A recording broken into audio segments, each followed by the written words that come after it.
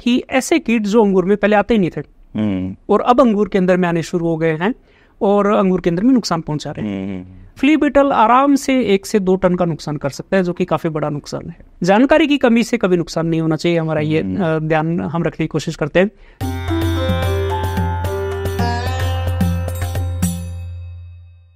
नमस्ते भारत, स्वागत है आपका धानुका के हिंदी पॉडकास्ट शो में। दोस्तों, अभी तक आपको पता ही चला रहेगा कि ये पॉडकास्ट एग्जैक्टली है क्या। आज हमारे साथ है एनआरसी ग्रेप्स के वरिष्ठ वैज्ञानिक डॉक्टर दीपेंद्र सिंह यादव आज हमारे साथ है। दीपेंद्र जी नमस्ते। सर कैसे हो आप? आपको कैसे लग रहा है इस पॉडकास्ट स्टूडियो में आकर? काफ़ी अच्छा लग रहा है, काफ़ी अच्छा एम्बियंस है, कलर कॉम्बिनेशन काफ़ी अच्छा है, ग्रे कलर। सर आप जब स्टूडियो में आ गए थे ना, तभी मैं आपसे एक सवाल पूछने वाला था कि सर यहाँ पर बहुत सारे पौधे हैं, इसमें कुछ आपको कीट दिख रहे हैं? नहीं, अभी तो कुछ नहीं दिख रहा। काफी अच्छे से मेंटेन किया आपने। ओके। कभी कुछ आए प्रॉब्लम तो मुझे फोन कीजिएगा। डेफिनेटली सर, मैं आपके जर्नी के ऊपर आता हूँ। सर कैसे आपका प्रवास स्टार्ट हुआ था? मैं राजस्थान से हूँ। ओके। और मेरा जो एजुकेशन है वो एग्रीकल्चर में है, कृषि विज्ञान के अंदर में। मैंने ग्रेजुएशन और पोस्ट ग्रेजुएशन जो है वो राजस्थान से किया। मेरा जो पोस्ट ग्रेजुएशन था मास्टर्स, वो कृषि कीट विज्ञान विषय में था।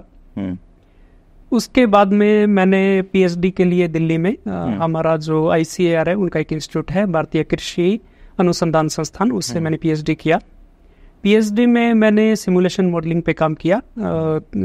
चावल के अंदर में, राइस में जो है एक इंसेक्ट आता है, उस पे किया था। और उसके बाद में जिसमें मैं काम करता हूँ, एग्रीकल्चर रिसर्च सर्विस, उसके लिए चयन हुआ था। तो मैंने पीएचडी के जस्ट बाद में ये जो सर्विस है ये ज्वाइन किया। और मेरा जो पहला पोस्टिंग था ट्रेनिंग के बाद में, वो national research centre for grapes, जिसमें मैं भी काम कर रहा हूँ, ये 2009 के अंदर में था। और पिछले 15 साल से मैं इसी में। एग्जैक्टली सर, काफ़ी अच्छी और लंबी जर्नी है। शायद कुछ तो 15-20 साल का आपका एक्सपीरियंस है, राइट सर? एग्जैक्टली सर, उस टाइम आपने ऐसा क्यों सोचा था कि मुझे कीट विज्ञान में एक्सपीरियंस लेना है या इसमें मुझे करियर बनाना है? मैं फार्मर फैमिली से हूँ। राजस्थान में एक गांव है हनुमानगढ़ डिस्ट्रिक्ट में। हमारे यहाँ जो मुख्य फसलें हैं उसमें एक कपास भी है। और कपास में जो उस समय कीड़ों का काफी ज्यादा आक्रमण होता था। तो काफ़ी चैलेंजिंग था। और हम देखते थे कि हमारे खुद के परिवार में और हमारे जो किसान हैं उनके काफ़ी समस्या रहती थी कीटों की। तो फिर मेरा फील्ड में जाता था मैं, तो मेरा इंटरेस्ट डेवलप हुआ कि ये समस्या है, इसके लिए हमको फाइंड आउट करना है सोल्यूशन क्या है। तो वहीं से शुरुआत हुई कि मेरा इंटरेस्ट डेवलप हुआ कीटों में, और उसके बाद में मैंने इसी में पढ़ाई किया गया। ओके सर, मतलब आप अभी स्पेशलाइज जो ग्रेप्स की जो सिक्योरिटी रहती है, सेफ्टी है, उसमें आप एक्सपर्ट हो, राइट? अंगूर में जो कीटों की समस्या आती है उसमें मैं कह सकता हूँ कि मुझे अच्छा अनुभव है उसमें। ओके। तो मतलब आप देख सकते हो, महाराष्ट्र हो या कर्नाटक हो, राइट, यहाँ पर बहुत बड़े लेवल पे ग्रेप्स का मार्केट है, खेती होती है यहाँ पर। तो आप जो महाराष्ट्र और कर्नाटक का जो वेदर है, उनके लिए क्या प्रिकॉशन लेने पाहिजे, उनके लिए क्या प्रिकॉशन लेने चाहिए कीटों के लिए? कीटों के लिए अंगूर में जो हमें ध्यान में देने वाली बात है वो ये है कि मॉनिटरिंग, कि जैसे मॉनिटरिंग का मतलब है कि रेगुलर हमको जाके बगीचे में देखना है कि क्या कीट है, क्या कीट की समस्या अभी चल रही है। अंगूर क्या है कि एक हाई वैल्यू क्रॉप है। अंगूर के बगीचे लगाने में काफ़ी खर्चा होता है। और अंगूर का बगीचा एक बार लगा लिया आपने, उसके बाद में हर साल उसको मेंटेन करने में काफ़ी ज़्यादा खर्चा होता है। तो काफ़ी खर्चा हो रहा है आपका। हाई वैल्यू क्रॉप है, जो आपको इसका आमदनी होगी वो भी काफ़ी ज़्यादा होगी। तो क्या है कि इतना ज़्यादा इन्वेस्टमेंट आपने किया है तो बगीचे को आप खाली ऐसे छोड़ नहीं सकते। आपको हमेशा बगीचे में जाके देखना है।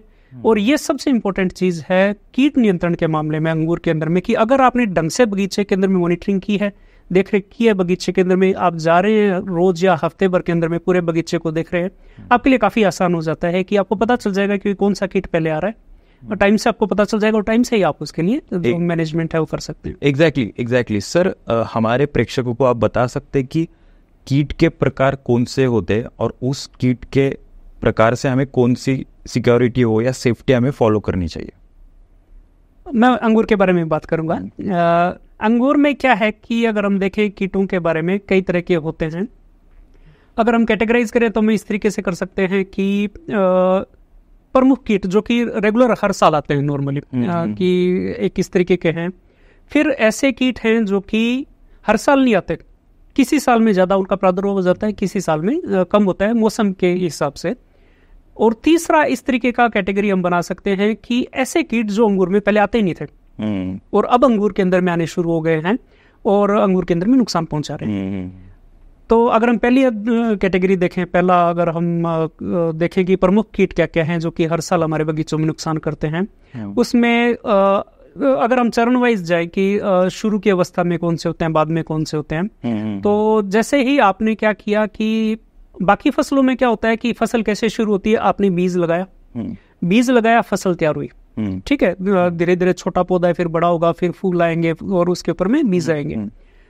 अंगूर में क्या होता है कि पेरेनियल क्रॉप है, 15 से 20 साल तक एक बगीचा रहता है, पर इसमें क्या होता है कि साल में 2 बार, ट्रॉपिकल जो हमारे यहाँ पे महाराष्ट्र कर्नाटक में हम अंगूर लगाते हैं, कि साल में 2 बार हम क्या करते हैं, प्रूनिंग करते हैं।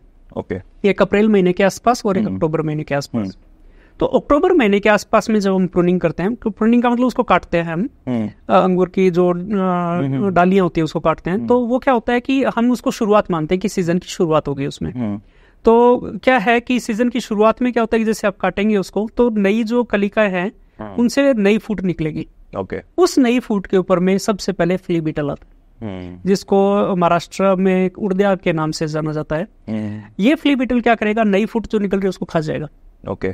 तो और काफी ज्यादा नुकसान पहुंचाता है, करीबन 1 से लेके 2 टन नुकसान एक एकड़ के। नया जो अंगूर आ रहा है उसे वो खा नहीं, अंगूर नहीं, अंगूर के आने से पहले डाली आएगी। ओके। नई जो कली है, कली से पहले पत्ते निकलेंगे, तो वो जैसे वो निकलना शुरू होगा, जैसे फूटेगा उसके अंदर वो नुकसान कर देगा, और फिर वो निकलेगा नहीं ढंग से, और पूरा का पूरा उससे जो गुच्छा आना था अंगूर का नहीं आएगा फिर। तो करीबन जैसे मान लीजिए आप 12 टन एवरेज आप प्रोडक्शन मान लीजिए कि अंगूर का होता है। फ्ली बीटल आराम से 1 से 2 टन का नुकसान कर सकता है, जो कि काफी बड़ा नुकसान है। ओके। तो ये मेजर पेस्ट है। फिर उसके बाद में जैसे पत्ते आएंगे, तो शुरू के 3 से 4 पत्ते तक फ्ली बीटल फिर से नुकसान कर सकता है। तो उसको हमको वहां भी मैनेज करना है। फिर क्या है कि एक नया कीट आ जाएगा जिसको हम थ्रिप्स कहते हैं। जो भी सकुलेंट प्लांट पार्ट, जो कोमल पौधे का भाग है जो जमीन से ऊपर है, उसके ऊपर में थ्रिप्स नुकसान कर सकता है। ओके। तो जैसे कि नई पत्ती आ गई, पत्ती का जो तना होता है, डंठल है, उसके ऊपर में भी नुकसान कर सकता है। और उसके बाद में क्या आएगा कि नए फूल आएंगे, फूल पे नुकसान कर सकता है। जो बंचेज हैं नए, उनके ऊपर में नुकसान कर सकता है। तो कोई भी कोमल पार्ट है उसके ऊपर नुकसान कर सकता है। मार्केट में जब आप अंगूर खरीदने जाते हैं तो आप देखेंगे कि भूरे रंग के उसके ऊपर में आपको स्पॉट्स दिखाई देते हैं। ये क्या है, ये थ्रिप्स की वजह से होता है। थ्रिप्स क्या करेगा, जब जो मणि है, बेरी है, वो छोटी है, उसके ऊपर में स्क्रैप करेगा। स्क्रैप करेगा तो उसकी जो सतह है, सरफेस है, उसके ऊपर में डैमेज हो जाएगा और वो पोर्शन मरना शुरू हो जाएगा। तो उसको हम नेक्रोसिस कहते हैं वैज्ञानिक भाषा में। ये जैसे मणि बड़ी होगी, साइज बड़ा होगा, तो वो बड़े दिखने लग जाते हैं। ये कोई बुरी चीज नहीं है कि नॉर्मली क्या होता है कि हम चीजों को देख के पसंद करते हैं मार्केट में, पर अगर आपको भूरे रंग के स्पॉट दिख रहे हैं इस तरीके जो थ्रिप्स की वजह से, बेरी की क्वालिटी में, खाने में कोई नुकसान नहीं हुआ है, उतना ही अच्छा है, उतना ही न्यूट्रिशियस है, पर दिखने में थोड़ा सा खराब हो गया।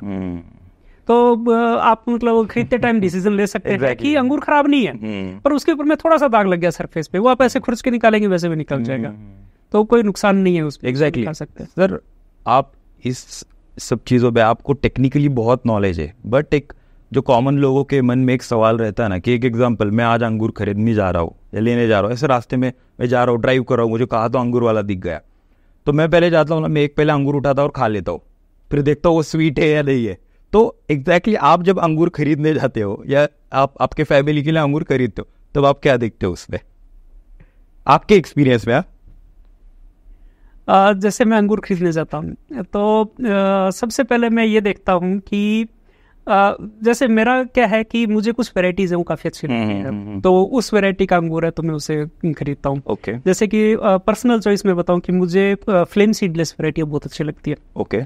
एक हमारी खुद की वैरायटी है हमारे द्राक्ष संशोधन केंद्र की, माजरी नवीन, खाने में अल्टीमेट वैरायटी है, बहुत अच्छी वैरायटी है। ये पुणे में तैयार होते हैं? हाँ, हमारे यहाँ पे और कुछ फार्मर्स के पास में भी है। तो माजरी नवीन में क्या एक खास बात है कि जब वो पकने लगती है तो उसके अंदर में एक फ्लेवर आता है, एक एरोमा डेवलप होता है, आप खाएंगे तो आपको लीची जैसा फीलिंग आएगा उसको खाने में।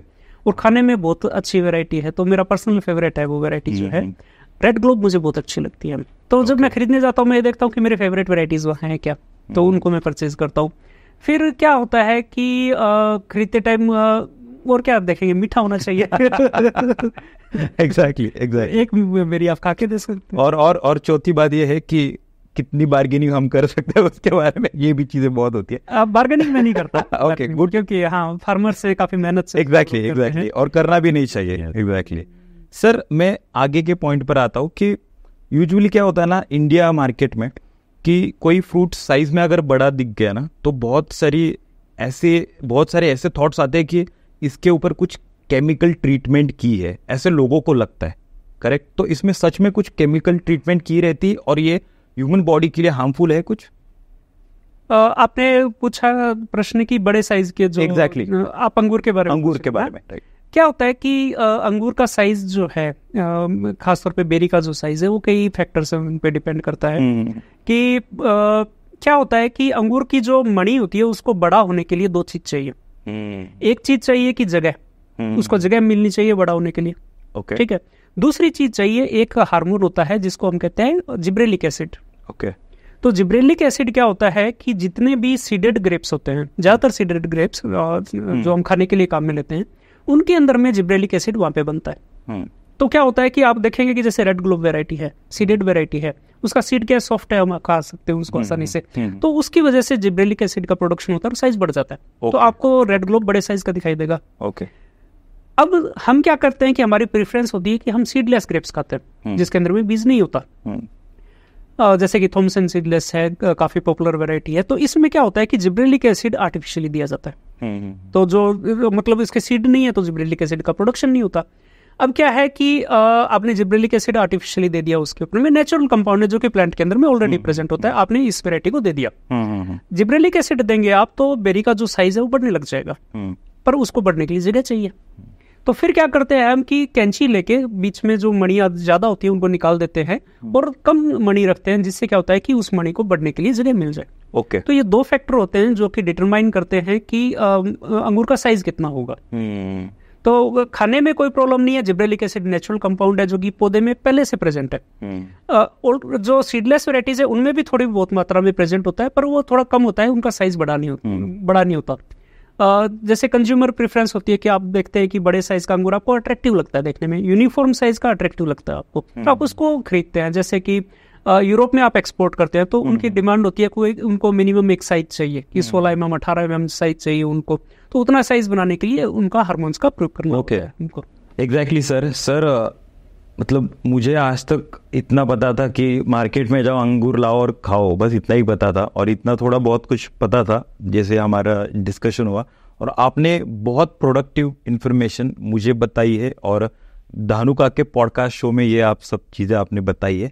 सर ये एक बात बताओ, अगर फार्मर्स को धानुका के पॉडकास्ट थ्रू ये इन्फॉर्मेशन उन्हें जाननी है, या एक एग्जांपल आप जो कुछ भी काम कर रहे हो, ये अगर सब चीज़ें फार्मर्स को जाननी है तो उन्होंने क्या करना चाहिए?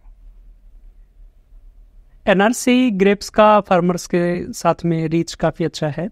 अलग अलग माध्यम से हम फार्मर्स के पास में जाते हैं। कि मैं आपको एग्जांपल देता हूँ।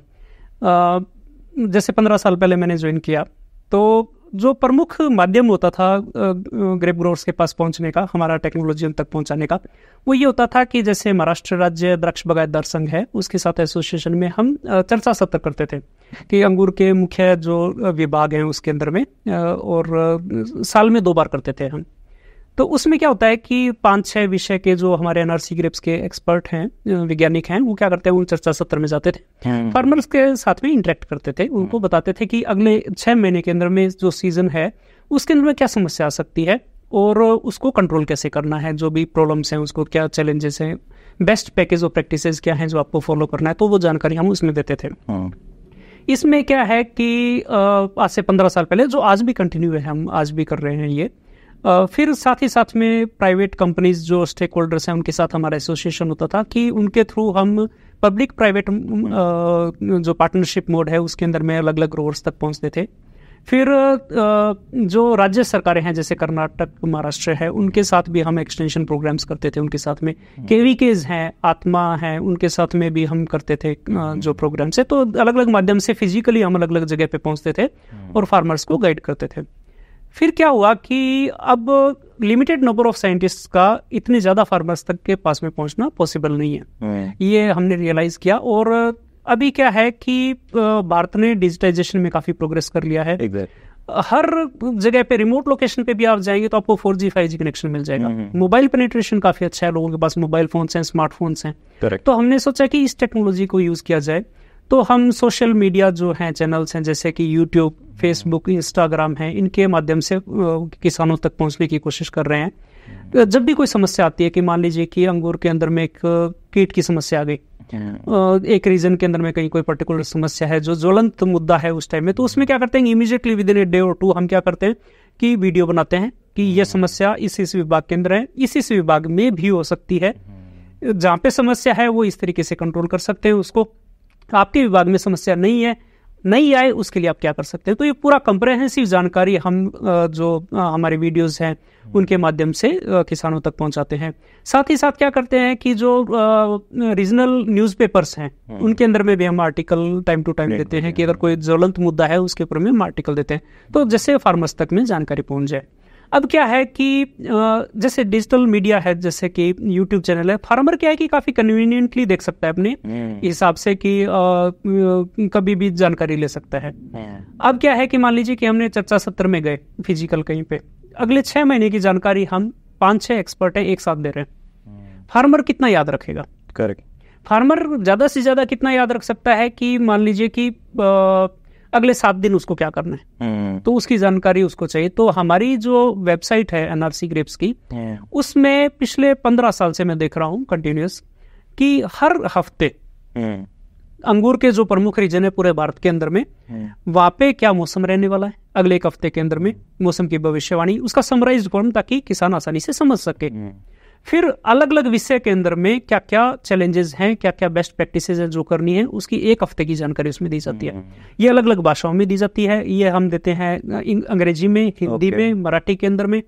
साथ ही साथ जो सेम इन्फॉर्मेशन है, हमारा एक मोबाइल एप्लीकेशन है एंड्रॉइड के लिए, ग्रेप एडवाइजरी नाम से, तो उस पे भी फार्मर हैं एक्सेस कर सकते हैं। इवन कन्नड़ के अंदर में भी ये जानकारी उनको मिल जाती है। तो इस तरीके से अलग अलग माध्यम से हम कोशिश करते हैं कि किसानों तक जानकारी पहुंचाएं।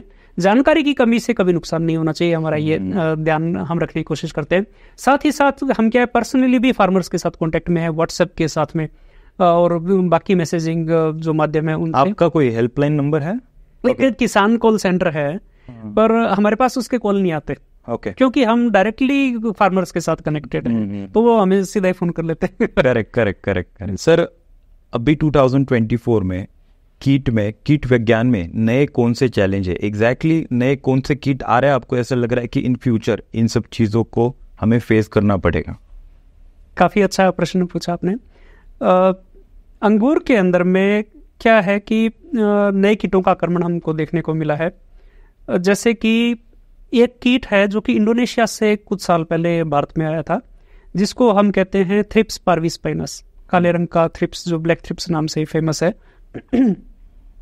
ये क्या है कि शुरू में कुछ दूसरे फसलों के अंदर में और सब्जियों में नुकसान पहुंचाता था। पिछले कई साल से हम इसको अंगूर में भी देख रहे हैं, पर हमको नुकसान नहीं दिखा था। पिछले साल हमने देखा कि इसकी वजह से फूल आने की अवस्था के अंदर में खासतौर पे नुकसान करता है, और मणि के ऊपर में हमको इसकी वजह से नुकसान दिखाई दिया। तो किसानों को काफ़ी ध्यान देने की जरूरत है इसके बारे में कि फूल आने की अवस्था में अगर काले रंग के थ्रिप्स दिखाई दे रहे हैं तो हमें कॉन्टेक्ट करें, क्योंकि ज़्यादातर कीटनाशक जो कि अभी हमारे एनेक्सचर 5 के अंदर में है वो इस पे काम नहीं करते। उनका इतना अच्छा रिजल्ट हमको दिखाई नहीं देता है। काफ़ी ज़्यादा नुकसान अभी तक हमको देखने को नहीं मिला है इस कीट से। पर अगर आपको लग रहा है कि ये कीट का आपको समस्या है तो कृपया हमें कॉन्टेक्ट करें और हम आपको उपयुक्त सुझाव देंगे कि कैसे इसको कंट्रोल करना है। फिर क्या है कि एक हम देख रहे हैं पिछले कुछ सालों की बारिश काफ़ी अच्छी हो रही है, और ज़्यादा ह्यूमिडिटी की वजह से एक कीट है जिसको हम कहते हैं टी मॉस्किटो बग, जो कि अगर हम महाराष्ट्र में देखें तो जो कोंकण रीजन है जहाँ पे काजू होता है, कैश्यू की जो क्रॉप होती है उसमें काफी नुकसान पहुंचाता है। अंगूर में हम कई सालों से देख रहे हैं पर नुकसान उसका भी हमको नहीं दिख रहा था, पर पिछले साल से हम देख रहे हैं कि इसने अंगूर को नुकसान करना शुरू कर दिया है। क्या होता है कि ये कोई भी सकुलेंट प्लांट पार्ट है, जैसे कि डंठल है, तना है, तो उससे क्या करेगा कि वो रस चूसेगा। ज्यादा नुकसान रस चूसने से नहीं होता, ज्यादा नुकसान होता है कि जब ये रस चूसता है तो एक केमिकल है जो टॉक्सिन है वो पौधे के अंदर में डाल देता है। उससे क्या होता है कि जो एरिया है आसपास का वो ब्राउनिश हो जाता है, नेक्रोटिक हो जाता है, और पौधे को आगे जो कि न्यूट्रिएंट आगे फ्लो होना चाहिए वो फ्लो होना कम हो जाता है, तो उपज के अंदर में नुकसान होता है उसके अंदर में। तो किसानों को ध्यान रखना है।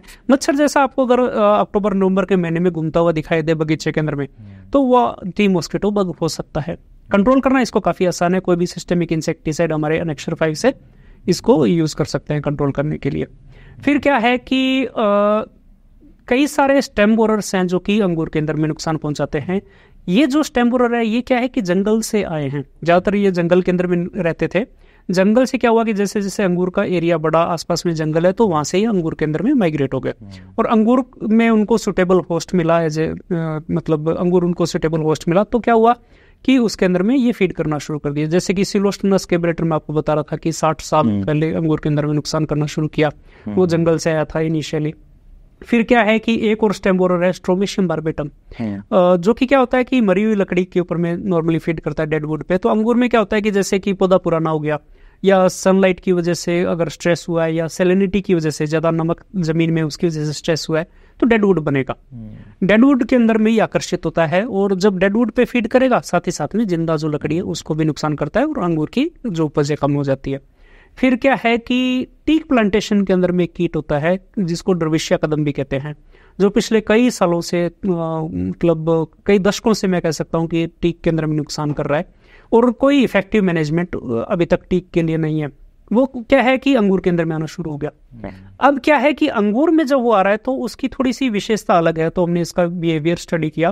तो बिना किसी केमिकल को यूज किए हुए हम सिर्फ लूज बार्क रिमूव करके, पर्टिकुलर 2 महीने होते हैं जुलाई अगस्त के, उसके अंदर में इस कीट को हम कंट्रोल कर सकते हैं। तो ये काफी मुश्किल कीट है कंट्रोल करने वाला, टीक वाले भी स्ट्रगल कर रहे हैं। अंगूर के अंदर में कि इसका बिहेवियर थोड़ा सा अलग है फीड करने का, कि जुलाई अगस्त के महीने में ये बार्क के नीचे फीड करता है, तो हम बार्क को सिर्फ रिमूव कर दें तो ये कंट्रोल हो जाता है। तो ये एक कीट है और हर साल हमको कुछ न कुछ अलग अलग जगह नए कीट मिलते रहते हैं, तो चैलेंजेस आते रहेंगे और हम ट्राई करते रहेंगे उसको सोल्व करने के। एग्जैक्टली मेरा लास्ट क्वेश्चन और काफी इंटरेस्टिंग पॉइंट है, क्योंकि इस चीज़ के बारे में बहुत निगेटिविटी फैली हुई है मार्केट में या कॉमन लोगों में, कि सर जब हम अंगूर खरीदने जाते उसके ऊपर है ना एक वाइट कलर की लेयर रहती है, तो हम लोग, या मैं भी मोस्टली वैसे ही करता हूँ कि घर जाके उसे वॉश करता हूँ फिर खाता हूँ, क्योंकि ऐसा लगता है कि वो जो वाइट लेयर है it is harmful for body, right? तो सच में ये हार्मफुल है बॉडी के लिए? मैं आपको बताता हूँ, धोखे खाते हैं ये अच्छी बात है, क्योंकि क्या है कि अंगूर के ऊपर में जैसे बगीचे में डस्ट वगैरह होती है, धुलने में आपको काम आएगा। व्हाइट लेयर क्या होता है कि ये एक नेचुरल वैक्स लेयर होता है ज्यादातर केस के अंदर में। आप जो व्हाइट आप देखते हैं ना अंगूर के ऊपर में, क्या होता है कि जैसे हमारा स्किन है, हमारी त्वचा है, इसके ऊपर में क्या होता है कि ऑयल आ जाता है। ये ऑयल क्या करता है कि हमारे शरीर से पानी के लॉस को हट कम कर देता है, कि जैसे पानी ना निकले। तो क्या होता है कि हमारी स्किन मॉइस्चराइज रहती है, या फिर हमारे शरीर के ऊपर में हम वैसलीन या बाकी तरह के जो मॉइस्चराइजर होते हैं वो लगाते हैं। पौधा क्या करता है कि अंगूर की मणि से पानी लूज ना हो, पानी कम ना हो, तो क्या होता है कि उसको बचाने के लिए ऊपर वैक्स सीक्रेट करता है। तो ये जो वैक्स की लेयर होती है जो कि पौधे को बचाती है, बेरी को बचाती है, नेचुरल वैक्स है। तो लोग क्या करते हैं कि इसको कंफ्यूज कर जाते हैं कि ये कोई पेस्टिसाइड हो सकता है, कुछ हो सकता है, तो उस वजह से तो ये एक भ्रांति है, एक मिथ है, धारणा है कि ये व्हाइटिश लेयर है, ये पेस्टिसाइड। ऐसा नहीं है, ये कम्प्लीटली नेचुरल है। और वैक्स लेयर जो अंगूर के ऊपर में होती है वो व्हाइटिश कलर की दिखाई देती है। तो आप अंगूर को धो के खाइए, क्योंकि उसके ऊपर में डस्ट तो आएगी, फील्ड के अंदर में है, तो डस्ट मत खाइएगा। और बाकी कम्प्लीटली सेफ है, आप अंगूर को खा सकते हैं व्हाइट लेयर का, ऐसा कुछ नहीं है। एग्जैक्टली डॉक्टर दीपेंद्र जी, आपके साथ बात करके काफ़ी अच्छा लगा। मैं नेक्स्ट टाइम ज़रूर प्रिकॉशन लूँगा जब मैं अंगूर खरीदने जाऊँगा, तब एग्जैक्टली क्या लेना है, क्या खाना है। आपके साथ बातचीत करके काफ़ी अच्छा लगा। आपके आगे के जर्नी के लिए बहुत सारी शुभकामनाएं। Thank you so much sir. Thank you.